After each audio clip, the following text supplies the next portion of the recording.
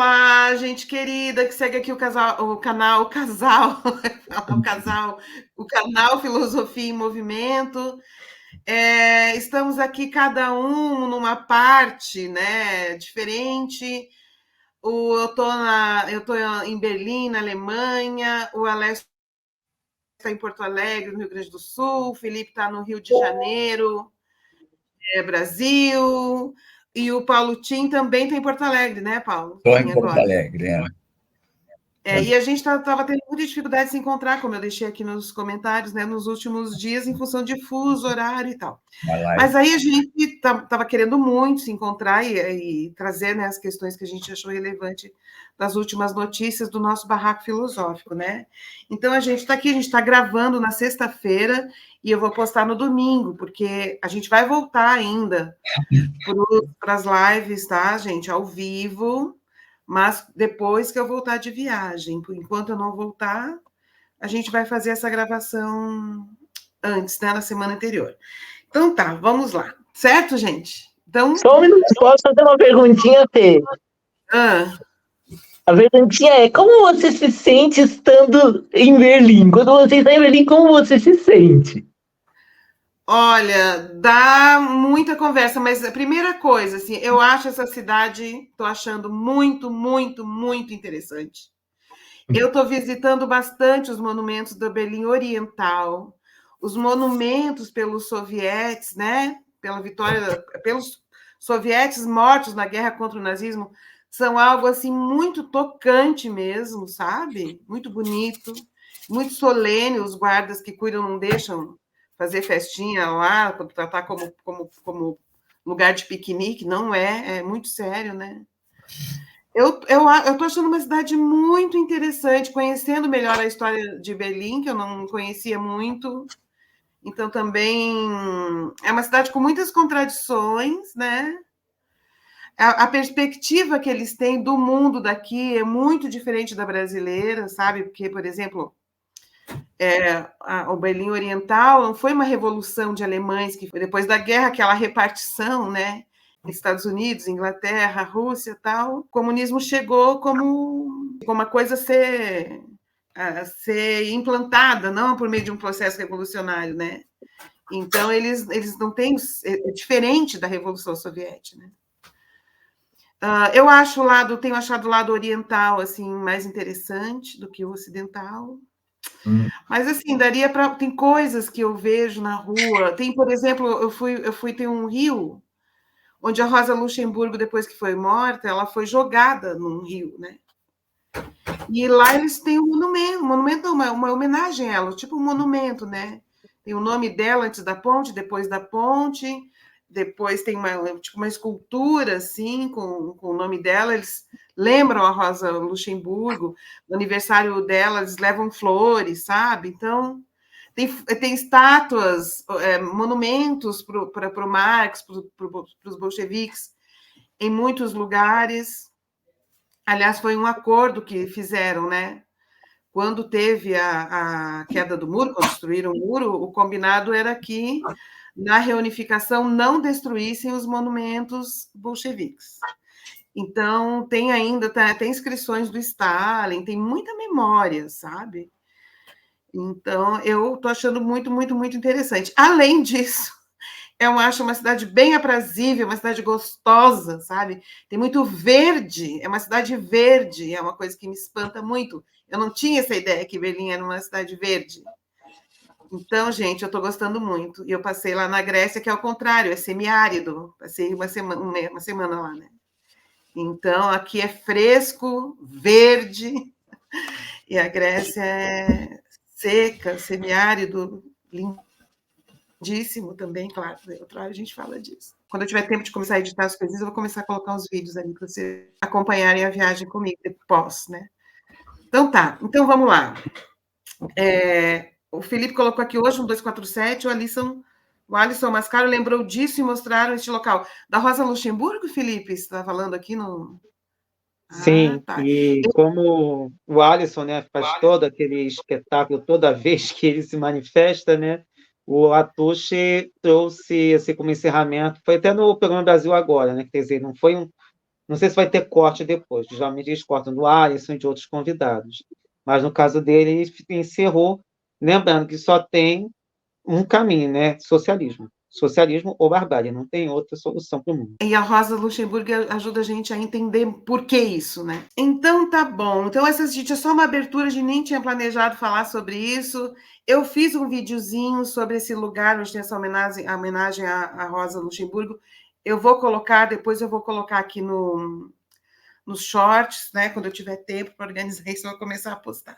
Então tá, vamos começar então o nosso barraco das notícias dessa semana. O Felipe lançou uma curiosidade aqui no nosso grupo do WhatsApp, que ele disse assim, não é curioso o dia de hoje, que o dia de hoje era que dia, Felipe? Foi o dia 25. E nós vamos exibir esse vídeo no domingo.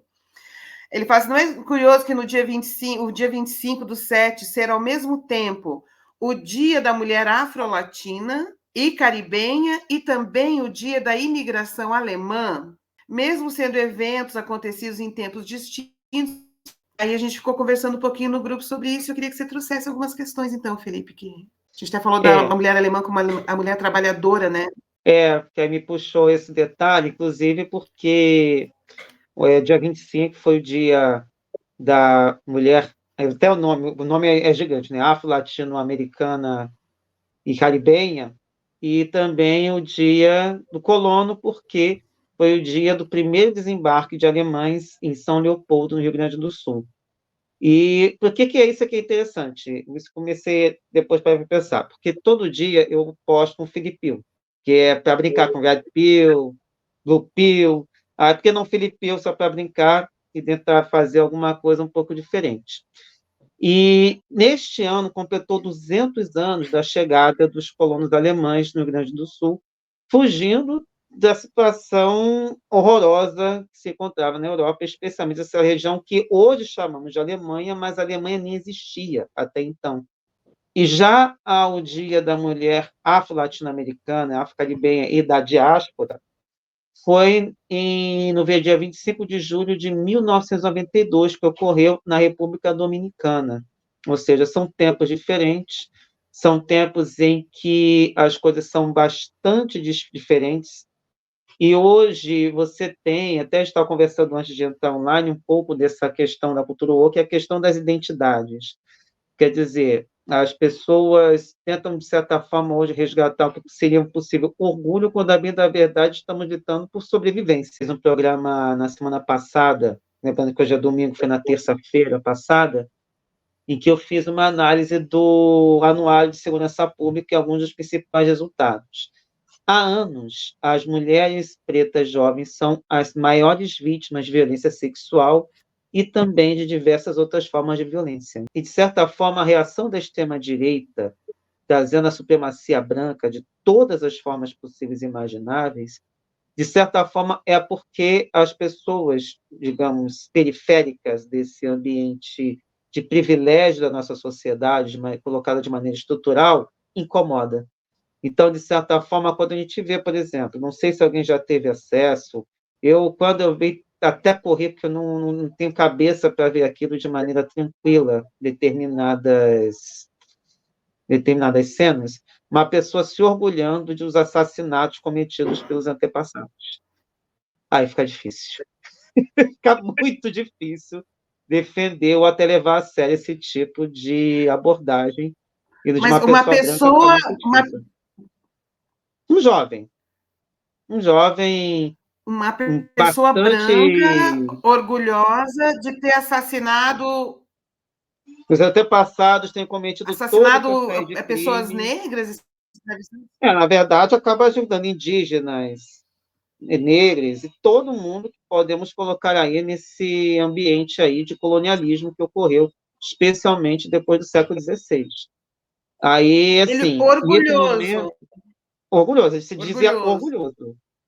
Eu prefiro achar que ele seja uma pessoa completamente alienada.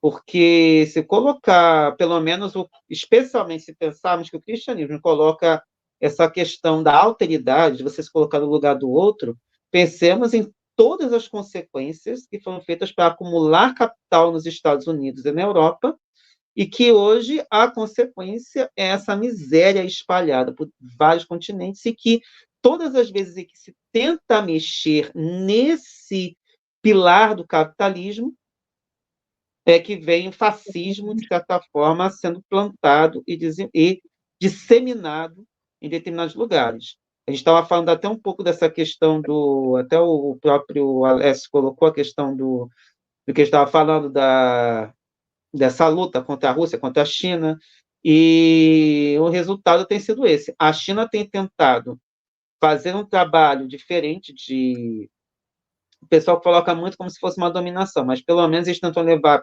fábricas, conhecimento, tem feito uma política bastante diferente daquela do Império Americano. E quando a gente vê, por exemplo, hoje, até falando, acho que foi hoje ou ontem, a China conseguiu reunir as 14 divisões que existem na Palestina para tentar traçar um acordo entre elas de defesa de Gaza e de defesa do território palestino para atuar como um país. O que a gente viu isso semana passada, né, nos Estados Unidos? 68 ou 58 palmas para Netanyahu em pleno Congresso e sem nenhuma forma de questionamento, a não ser aquela deputada de origem palestina com uma placa silenciosa dizendo criminoso de guerra. No mesmo dia você tem duas comemorações ou duas efemérides com aspectos distintos, mas que hoje deveríamos fazer uma reflexão para entender. São dois pontos distintos de pessoas, umas fugindo da fome, das guerras na Europa, e outras tentando sobreviver à fome, à guerra, à miséria, e a tudo, inclusive, correndo do estupro. Que são as maiores vítimas de violência sexual, são as mulheres pretas jovens. Quando um dos monumentos que tem aqui, que eu não vou saber exatamente o nome, mas é onde tem a casa-mãe, né, uma estátua de uma mulher como uma mãe que acolhe e tal, e várias pedras esculpidas com personagens da guerra. E tem muitas mulheres, sabe, esculpidas, mulheres mães, mulheres trabalhadoras, mulheres guerreiras, nessa homenagem aos sovietes. E aí o Tim colocou aqui a importância sobre a imigração alemã lá no Rio Grande do Sul, Tim. Quer contar um pouquinho para a gente? Eu tive até em São Leopoldo, porque me interessa em acompanhar isso, porque, por casualidade, o meu ancestral Heinrich é um dos 39 que chegaram em São Leopoldo naquele dia, né, em 1824. Então, até fui lá dar uma olhada, mas está tudo parado, tudo transferido para novembro, né? De qualquer maneira, achei muito tímido, muito pálido. O governo do Estado não fez nada. A mídia teve aqui, eu não cheguei a ver, a Globo fez um Globo Repórter, mas depois eu vou olhar com calma. De qualquer maneira, acho que se dá pouca importância no Rio Grande do Sul, fica mais a parte folclórica do que propriamente o entendimento da importância da imigração, porque o Rio Grande muda depois da chegada dos alemães, mas não é por causa da chegada, é porque o Rio Grande vivia, antes disso, vivia uma situação meio paradoxal. O centro do Estado, cultural, político e econômico, eram os criadores, era o Pampa, era o sul do estado, né? Porto Alegre era uma cidade que era a capital, mas sem qualquer peso, sem qualquer significado maior.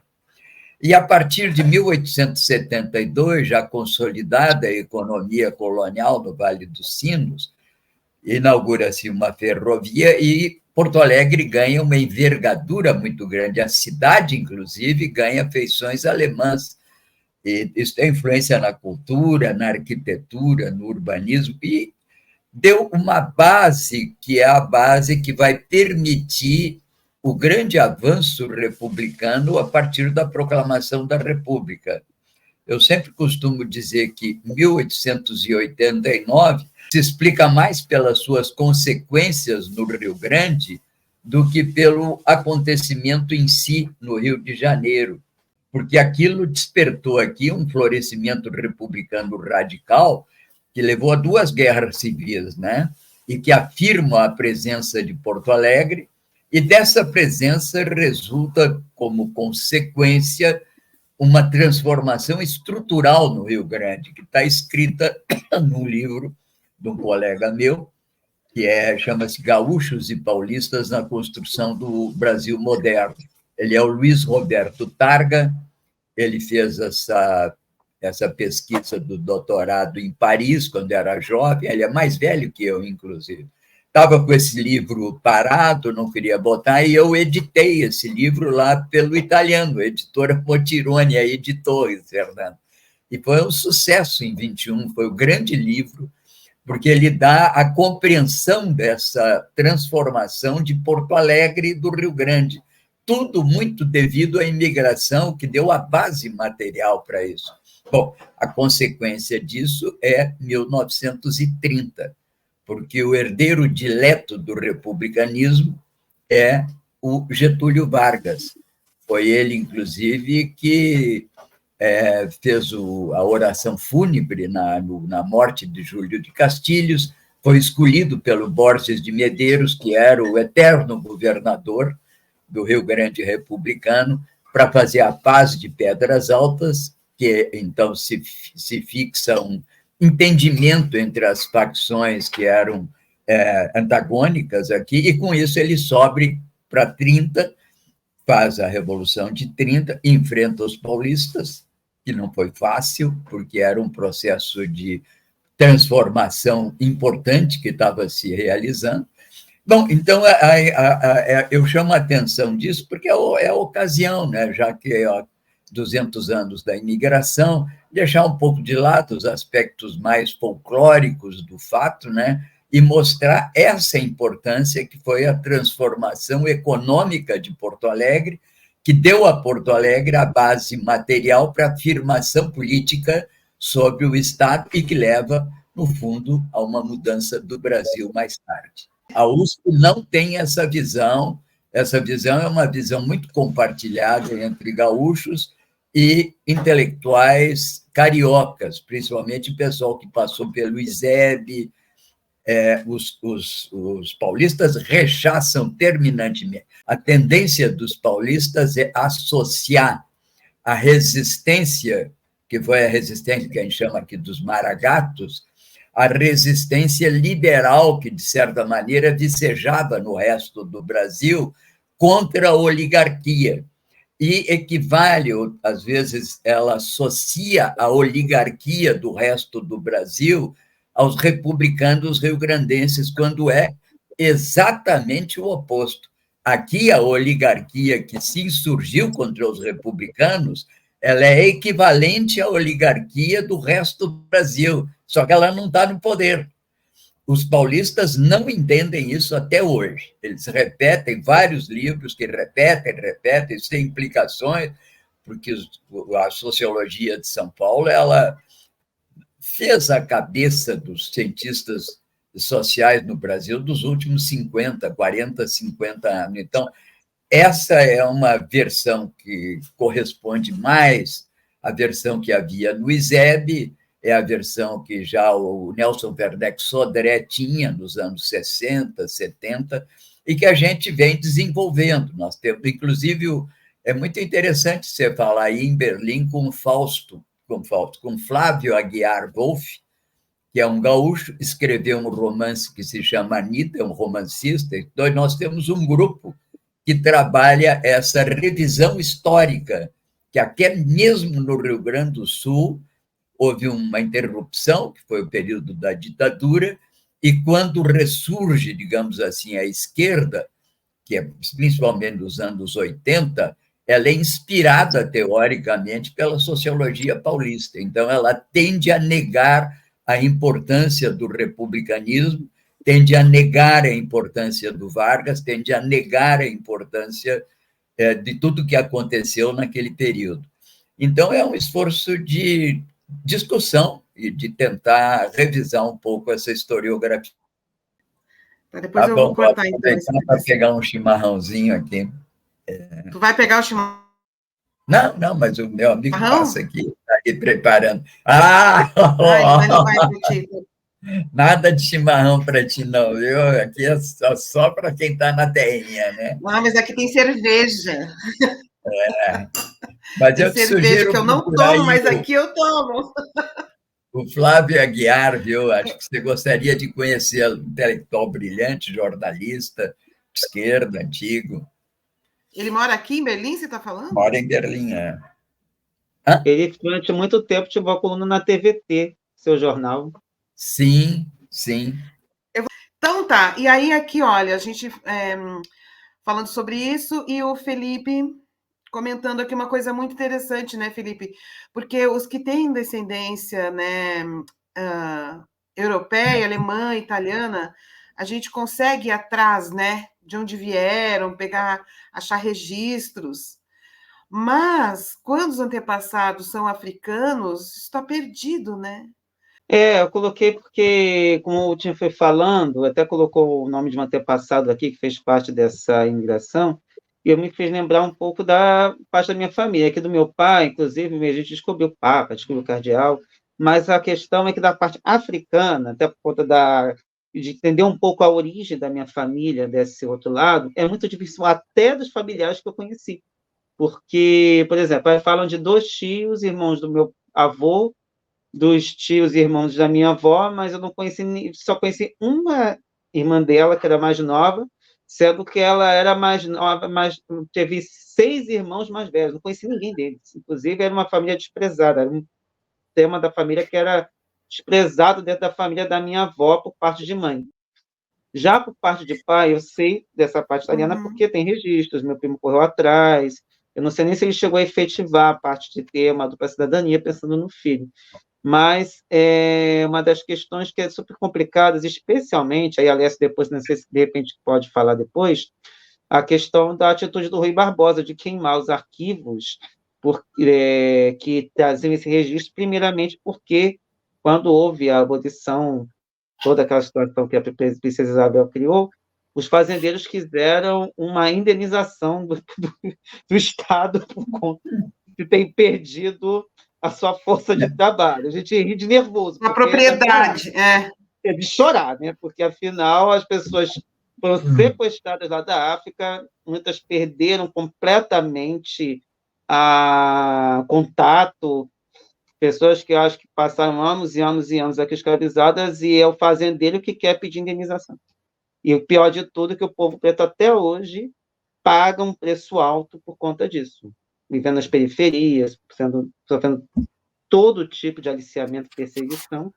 E, novamente, falando a nós de segurança pública, tanto os policiais quanto as pessoas vítimas geralmente são de pele preta.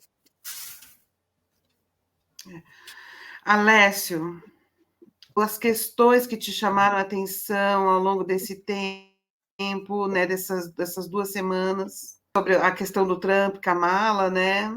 Netanyahu no Capitólio, que o Felipe já trouxe o aplauso, a Venezuela, como que a democracia liberal acha feio tudo que não é espelho, né? Então, para começar, né, a deschavar tudo isso, o que pode ser chamado de neoconservador?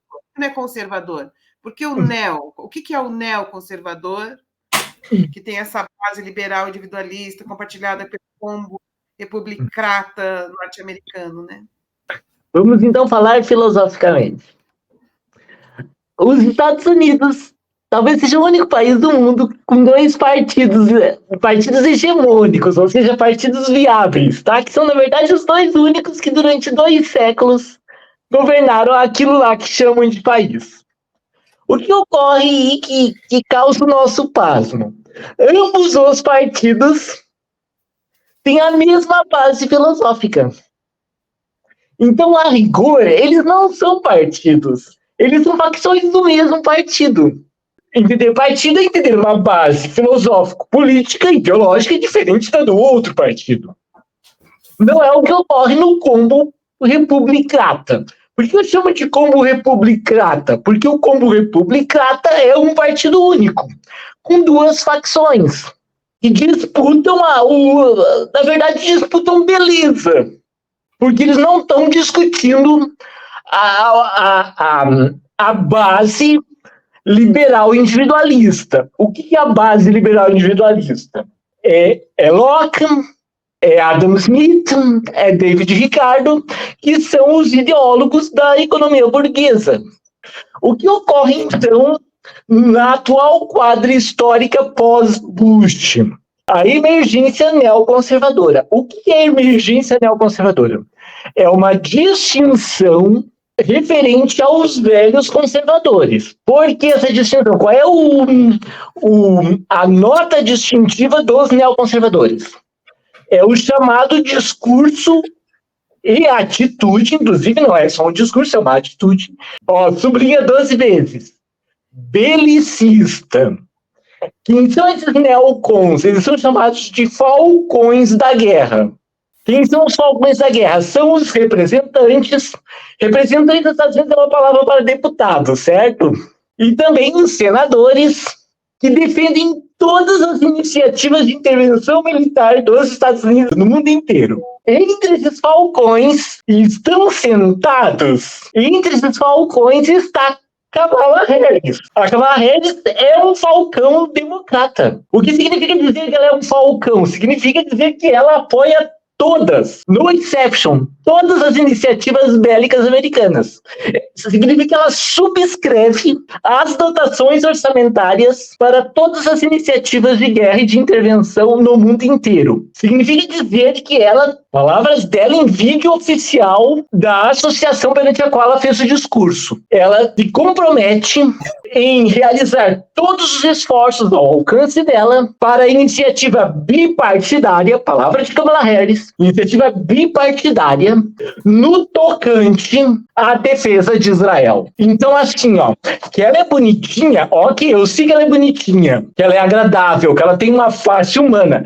O que é a face humana de Kamala Harris? Ela é a favor do cessar-fogo, ela é a favor dos 2 estados, só que isso é num plano retórico. O que significa dizer que Kamala Harris, que é a palavra dela, ela é a favor dos 2 estados? Significa que ela é a favor de um engodo que já tem 7 décadas. Um engodo cujo resultado concreto é um estado só. Kamala Harris, de falar em 2 estados, é uma promessa que já tem 7 décadas, meu pessoal. E ela é a favor de uma outra falcatrua, que é o ceasefire, o cessar-fogo. O cessar-fogo eleitoral, pessoal. Assim, me desculpem, ela é uma canalha Harris. Tá? E outra coisa, para não dizerem que eu tenho má vontade com democrata, eu cito 2 nomes. Para não dizer que eu tenho má vontade com democrata. Eu cito Colin Powell e eu cito Condoleezza Rice. Quem é Colin Powell? É o senhor da guerra, o secretário de Estado, durante a invasão do Iraque. Colin Powell é responsável pela mentira, ele inventou essa mentira das armas químicas de Saddam Hussein. Vamos para Condoleezza Rice. Também secretário de Estado. Quando eu estou falando de secretário de Estado, pessoal, eu não estou falando de um ministro qualquer.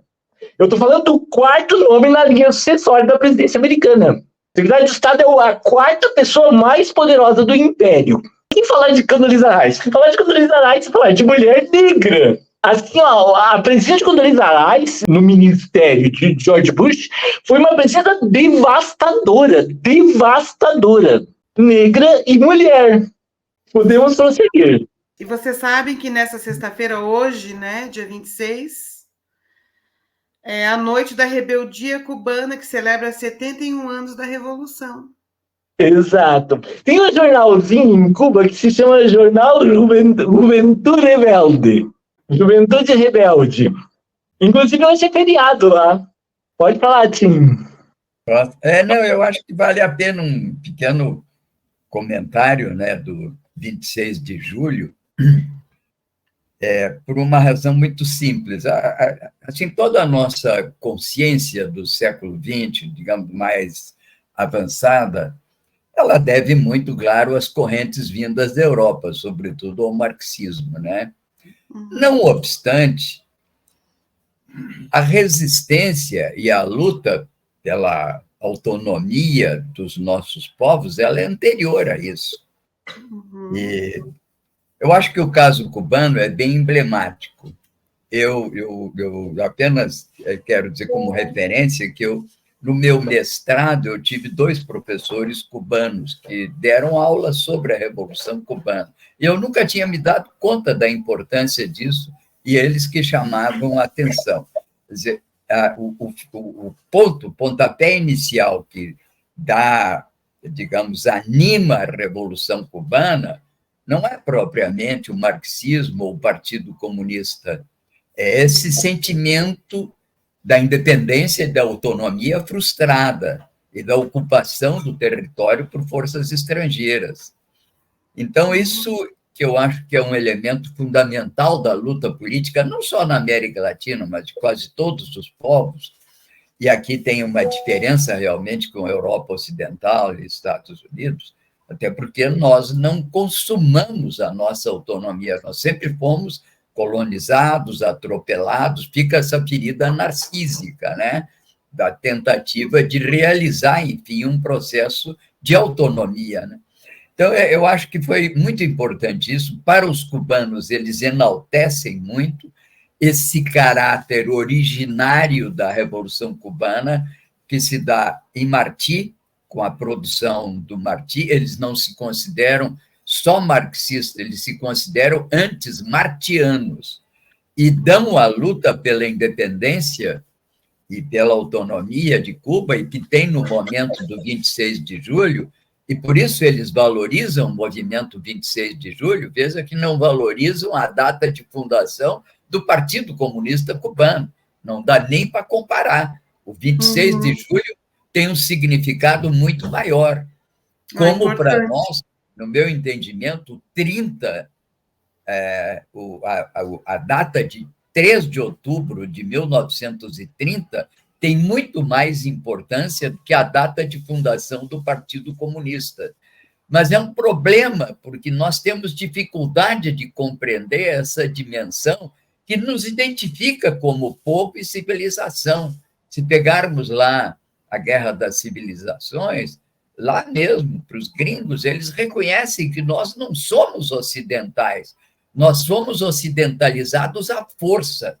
E isso se dá na colonização e depois com 2 grandes surtos migratórios, um sobre Buenos Aires e outro sobre São Paulo, que faz com que o presidente de esquerda da Argentina, recebendo uma comitiva de deputados da Espanha, ele diga assim: bem-vindos, nós somos iguais, porque os mexicanos vieram dos índios, os brasileiros da floresta, mas nós aqui viemos do mar, somos iguais.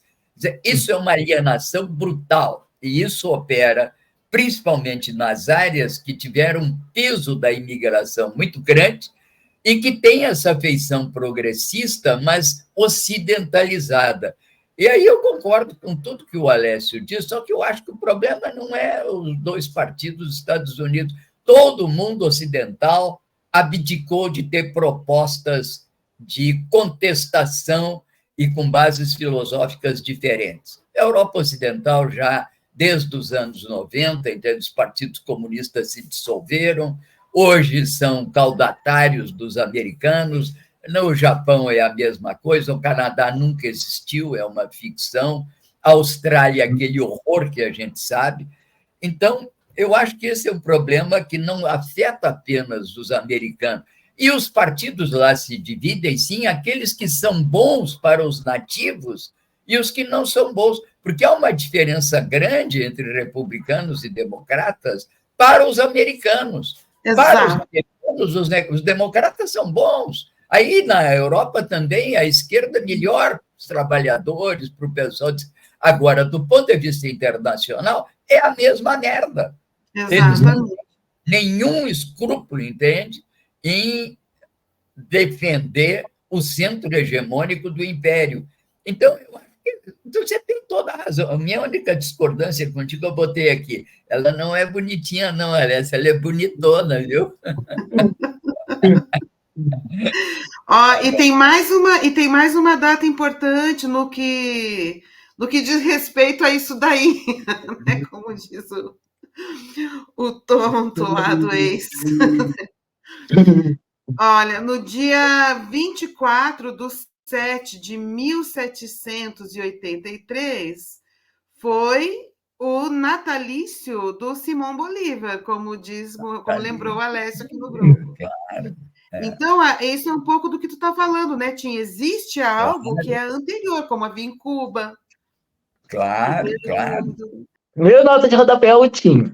Ele enfatiza que o fervor originário da Revolução Cubana é o fervor das gestas independentistas, né? Portanto, o apostolado de Martí. Isso é fundamental a Cuba. Isso é tão visceral lá que as datas comemorativas são distintas. No 26 de julho se celebra a Juventude Rebelde, que é esse orgulho nacional cubano, e em 16 de abril, que é outra data, se celebra o caráter socialista da Revolução. A tomada de Havana se dá no Réveillon de 59, tá certo? Com a fuga de Batista, até então, era uma revolução independentista como qualquer outra, de caráter nacionalista, contra-hegemônico, no conflito dos mísseis, Fidel vai numa esquina lá, eu estive nessa esquina, Réveillon de 59, então nós temos todo o ano de 59, todo o ano de 60, e temos os 4 primeiros meses de 61. Então são 2 anos e 4 meses pós-triunfo revolucionário, quando então Fidel, premido pelas circunstâncias da Guerra Fria, vai lá numa esquina, sobe num banquinho e fala para a multidão que a revolução tem caráter socialista. Linha direta Havana-Moscou. Ou seja, a Havana se coloca sob a haste da influência de Moscou, por uma questão geopolítica. Essa é a minha primeira nota UTIM. A segunda nota UTIM é referente a Alberto Fernandes, que se acha mais europeu do que nativo. Esse Alberto Fernandes, ele é tão asqueroso, me desculpa porque eu sou de usar palavras radicais, tá? A palavra não é tão radical, Alessia, é que tu é muito educado. Ele é tão asqueroso, e quando ele falou isso aí, eu já me tapei de nojo, como diz o Galdério. Ele se acha europeu. Então, olha só, ele é tão asqueroso que ele chegou à glória, ter a honra de ser desconvidado pelo Maduro. Ele acaba de receber uma carta de desconvite para não ir à Venezuela. Por que ele está sendo desconvidado? Porque ele não tem a neutralidade necessária para ser observador internacional, pessoal. Isso foi lido como um ato de ditadura, da ditadura do Maduro. Isso não é ditadura. Tanto é que vários intelectuais estão lá. Eu cito um, chama-se Inácio Ramonet, o chefe do Le Monde Diplomatique. Ele está na Venezuela. E, inclusive, eu o conheço pessoalmente. E ele é o autor daquelas senhoras com Fidel Castro. Essas 2 primeiras eu acho que vieram assim na confluência, confluindo com o rio do raciocínio do Tim. A terceira nota eu vou pedir vênias para colocar uma nuance um pouco diferente do que ele expôs. Apesar de sim haver diferença entre os democratas e republicanos no que toca à política interna americana, essa diferença é meramente de nuance, inclusive no assunto doméstico.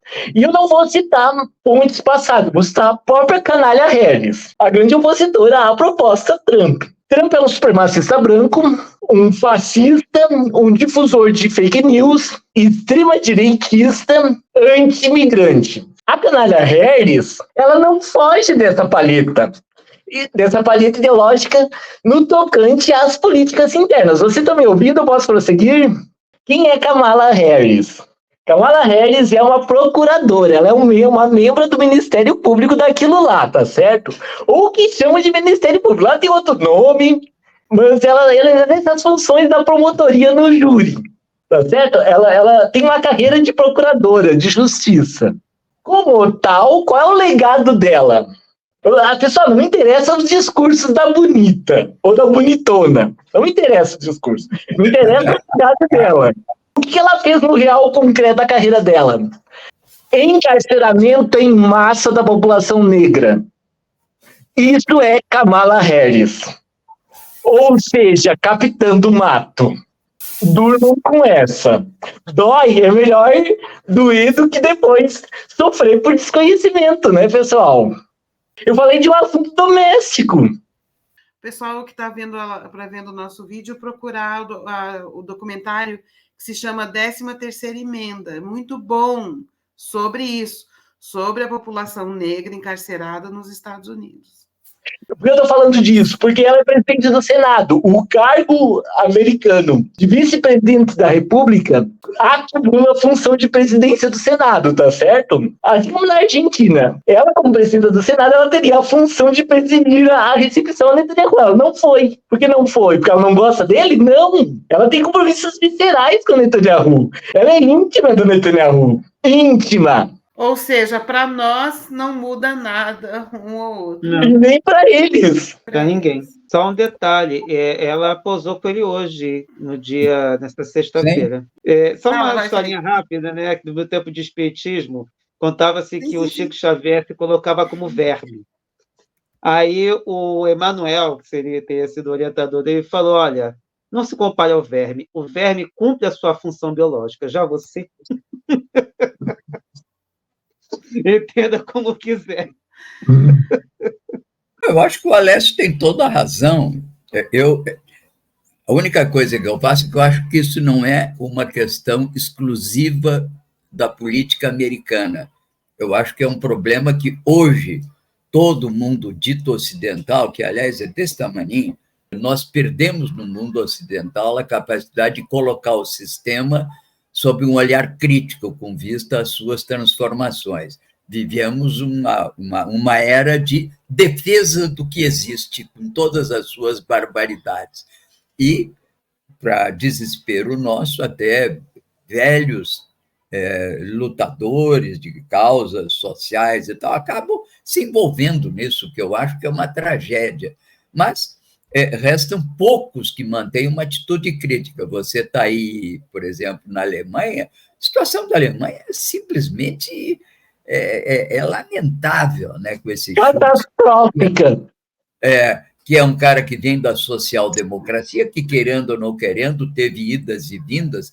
Eu ainda vivi o tempo aí do Willy Brandt, não na Alemanha, mas na França, e depois na formação mesmo do PDT, com Willy Brandt, com Mário Soares. Quer dizer, havia, pelo menos, uma atmosfera de discussão, de debate. Só para vocês terem uma ideia, o encontro de Lisboa com o Brizola, que se dá em 79, ele é realizado sob auspícios do Partido Socialista Português. Mário Soares estava presente, teve mensagem da social-democracia alemã. Na época, inclusive, houve muita... Quer dizer, hoje é uma tragédia, não tem mais nada disso, está tudo embolado. Agora, independentemente disso, até para a afirmação de interesses deles, porque eles passam por processos eleitorais, eles são obrigados a firmar alguns acordos internos e cumprem. Entende? Que tem que ver ali com interesses corporativos, interesses sindicais, enfim, questões que são de interesse doméstico. E graças a isso é que se legitimam, entre aspas, para eventualmente ocupar essas posições de Estado e afastar outros, entende? Que são piores do que eles. Então, eu acho que você tem razão, Alessio. Eu acho que as tuas 3 notas eu perfeitamente de acordo. Eu acho que é isso mesmo. Eu acho que é um momento triste. E por, digamos assim, sorte nossa, nós estamos de um lado do mundo que tem, digamos assim, tem alma. Pode não ter grandes razões e não alcançar um nível de sofisticação e interlocução intelectual à altura das exigências da academia europeia ou americana. Mas nós temos alma. Esse é um povo sofrido, é um povo que tem feridas que se acumulam ao longo do tempo e que não se deixa envolver por essa onda ocidentalizante, entende? Que tenta nos convencer que somos ocidentais. E é verdade que temos ilhas também, como eu disse, a ilha de São Paulo, a ilha de Buenos Aires, que são ilhas que têm um foco ocidentalizante, com peso de classe média muito forte, com uma academia, a melhor academia agora da América Latina é de Buenos Aires, com toda a crise, a segunda melhor é de São Paulo. É um patrimônio, mas eu não acho que seja um patrimônio a serviço, entende, das nossas populações em busca da sua autonomia. Mas é o preço que temos que pagar de tentar construir na margem tentativas de resistência. Eu acho que o México é diferente.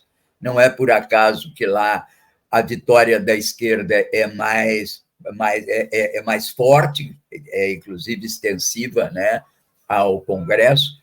Aqui, nos dois maiores países aqui da América do Sul, que é a Argentina e Brasil, nós temos esse conflito, esse confronto interno muito forte, entende? Que a gente tem que administrar. A Argentina, principalmente, tem ali uma tensão permanente, né, entre Buenos Aires e o resto do país, que é histórica. Mas, e aqui no Brasil, está sentindo isso também, entende? É uma tensão entre o Sul, entre aspas, maravilha, né, e o resto do país, sobretudo o Nordeste, né? Acho que a raiz cultural do Brasil não está em São Paulo, está no Nordeste, entende? Não quer dizer que São Paulo não exista, mas são particularidades. Eu sei que tem gente que pensa o contrário. Eu penso muito nessa medida com Gilberto Freire, com o Darcy Ribeiro, e um pouco como os que, a partir do Rio, pensaram também a ideia de construir uma sociedade civilizada dos trópicos com gente mestiça. Por favor, não vamos encerrar sem entrar no capítulo da Venezuela. Ah, é verdade. Então, mas antes disso, eu queria pegar o gancho de do Tim. Quando você fala que a gente tem alma, né, Tim? O que talvez seja uma coisa muito importante para a construção do nosso destino sul-americano, brasileiro, seja, e tomando cada vez mais consciência da singularidade da posição que a gente ocupa dentro de uma história, né? E cada vez menos levar o pensamento para a universalização, vamos dizer assim, e cada vez mais para a situação, para a história, para a genealogia da situação, vamos dizer, né? Então, acho que somar a alma à posição é algo muito, muito importante. Consciência da posição, sobretudo, né? E quanto ao Nordeste, eu queria pegar 2 segundos de prosa para alguém que não merece nem um meio segundo, que é o Ciro Gomes se aliando a bolsonaristas e até a desafetos para se colocar contra o PT no Ceará. Surpresa zero, né? Está no DNA dele. Eu acho que isso demonstra a insignificância do Ciro, que continua reduzido aos seus 3%. É um caso quase patológico. É um cara que tem um ego do tamanho do mundo, entende? E já passou por 7 partidos e agora se encostou no PDT, e eu não sei como é que o Lula aguenta um presidente do PDT com esse cara dentro, dizendo o que ele diz todo dia. Aqui no Rio Grande do Sul, inclusive, grande parte do PDT, eu sei porque eu recebo telefonema todo dia do pessoal, bolsonarizou, entende? Quer dizer, o PDT é um projeto que perdeu as raízes, perdeu o pé, e hoje, inclusive, tem como referência, não que ele seja líder, mas como referência o Ciro. Quer dizer, é uma aberração, uma coisa que virou uma aberração. Enfim, acho que não vale a pena comentar, sabe? Eu acho o Ciro tão insignificante, mas, enfim. Eu acho que tem uma coisa do Ciro que ele se vende como um grande pensador e intelectual, estudou em Harvard. O curso que ele fez em Harvard, eu não tenho coragem de botar no meu currículo, porque aí sim, é pé de página, entende? Ele não tem doutorado em Harvard, isso é conversa dele, entende? E aí ele é um repetidor de coisas, ele não tem densidade intelectual nenhuma, mas ele é o homem da cobra, ele abre a mala no meio da praça e fala muito bem, é inteligente, e aí ele cria essa mitificação em torno dele, que é um cara que estudou em Harvard, não estudou nada, não sei como é que ele chegou a ministro da Fazenda, ele não entende nada de economia, não tem formação cultural nenhuma, esse cara é um blefe, entende? É uma figura digna dessas Essa de Queiroz, como o doutor Pacheco, aquelas figuras que crescem, e a gente um dia pergunta como é que esse cara chegou até aqui e não entende. Mas Conselheiro Acácio. Nisso a gente entende a identificação com o bolsonarismo. também mente sobre currículo, que também se pergunta como é que chegaram lá. Isso, meu primo, nós pegávamos nos 80, quando pegou uma conversa, acho que entre a Marta Suplicy e a Rosemarie Muraro, que elas tinham uma ideia também de que tem que ser mulher de qualquer maneira. Aí, no final das contas, a gente hoje tem várias mulheres que são misóginas, pelo menos tem posturas misóginas nos seus lugares de fala. A gente teve agora também uma experiência trágica com o Sérgio Camargo aí, à frente da Fundação Palmares, um negro que trabalhou contrariamente aos negros, e temos um juiz da Suprema Corte, que acho que é Clarence o nome dele, que ele trabalha radicalmente contra os direitos dos negros nos Estados Unidos. E aí, para encerrar, eu queria que tu trouxesse a questão, Alessio, sobre a Venezuela. Lá em 2019, se não me engano, eu estive em Cuba. E eu tive longas horas de discussão com um oficial retirado do exército cubano.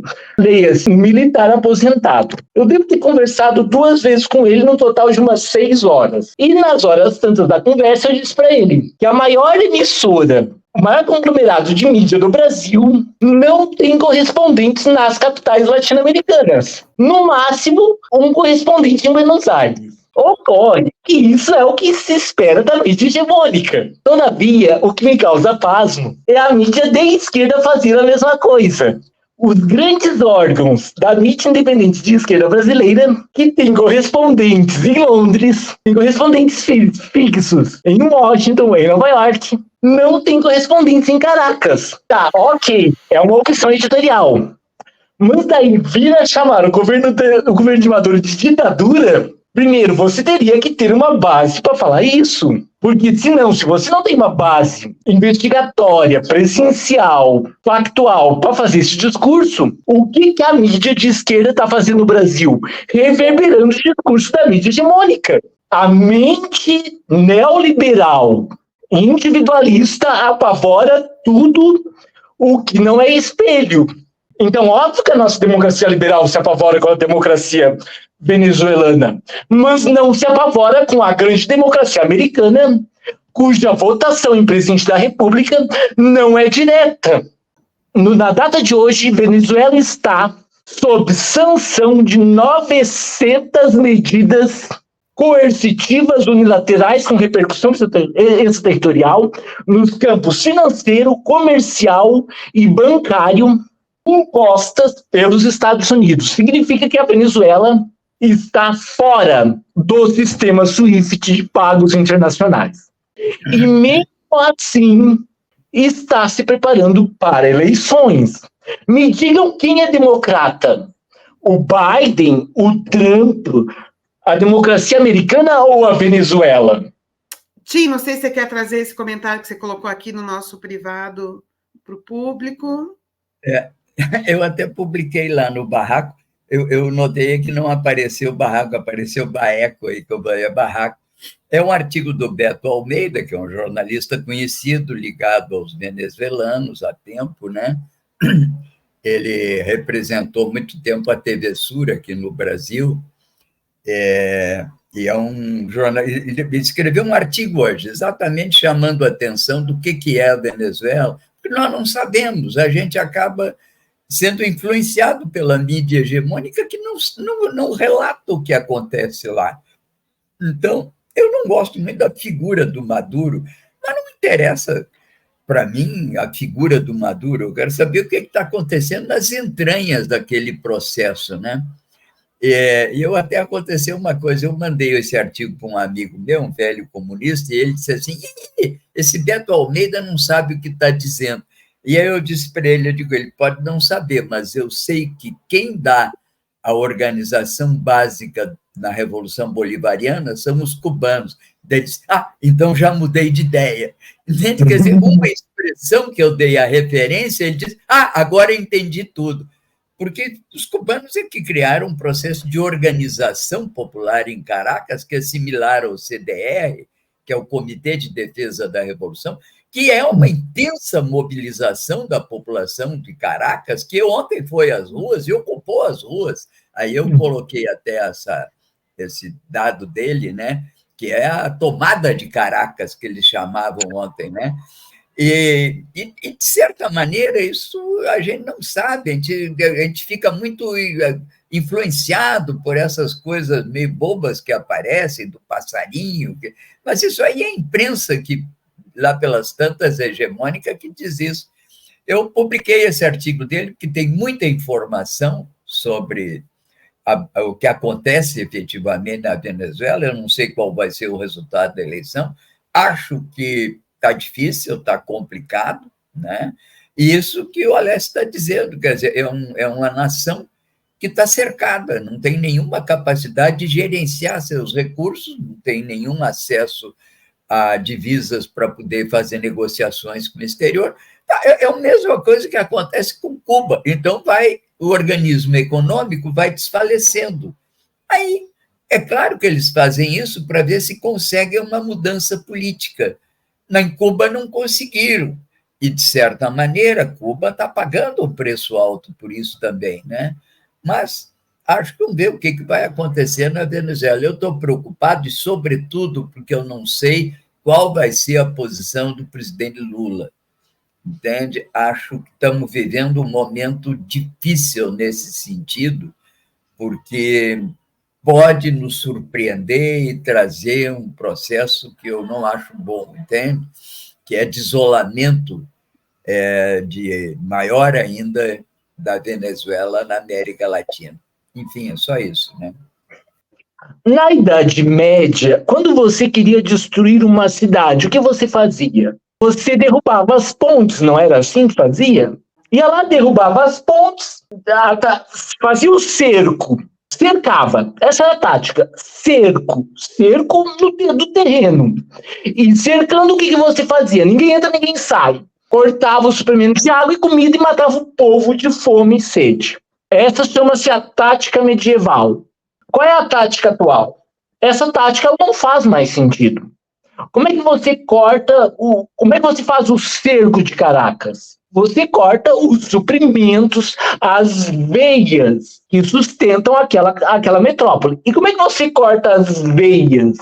Pelos dutos por onde circulam o oxigênio do sistema, que é o capital, que é o dinheiro. Portanto, quando eu estou falando de bloqueio econômico, financeiro e comercial, eu estou falando de medidas genocidas. Venezuela, Caracas, Moscou, Teherã, capital do Irã, são alvo de medidas genocidas do Império Americano.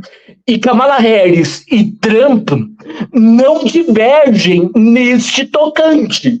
Não há nenhum pronunciamento da Kamala Harris no tocante a isso daí.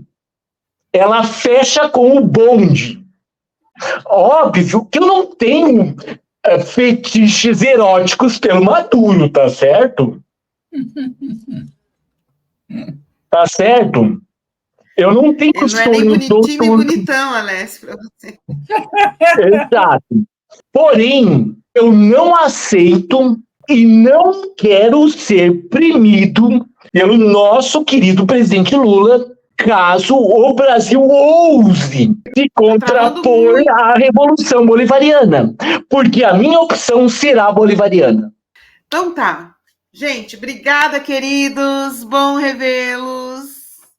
Ok, tudo bem. Só não esquece de pedir o dízimo, Fê. Gente, aqui ó, embaixo estão pedindo, a gente pede o financiamento para o canal. Você pode enviar qualquer valor que está à sua disposição. Se você é um milionário esclarecido, você pode enviar muito dinheiro para o Pix, filo.envolvimento@gmail.com, tá bom? Então tá, e esse a gente está gravando na sexta-feira, dia 26/7, mas vamos publicar domingo de manhã. E em breve voltaremos ao vivo de novo. E quando... Ok. Então, um beijo, gente. Boa noite. Beijo. Viva a Revolução Bolivariana! Viva! Viva! Tchau!